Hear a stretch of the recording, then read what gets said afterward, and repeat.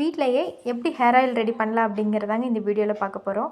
இந்த எண்ணெய் காய்ச்சறதுக்கு நான் வீட்டில் இருக்க பொருளும் நமக்கு ரொம்ப ஈஸியாக கிடைக்கிற மாதிரியான பொருளை வச்சு தாங்க எண்ணெய் ரெடி பண்ணியிருக்கேன். வாங்க எண்ணெய் எப்படி காய்ச்சலான்னு பார்க்கலாம்.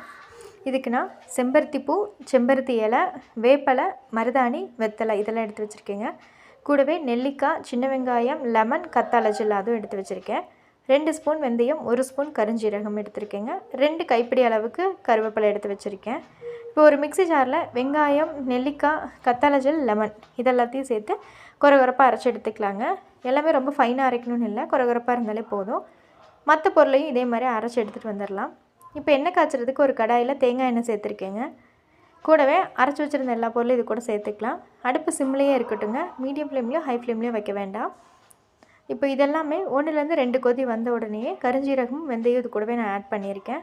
இப்போ இதெல்லாமே நல்லா வரட்டும். எண்ணெய் கடைசி வரைக்கும் சிம்லேயே காய்ச்சணுங்க. எண்ணெயோட கலர் நல்லாவே மாறி வரும். பாருங்க, இந்த அளவுக்கு எண்ணெயோட கலர் சேஞ்ச் ஆகி வந்திருக்கு.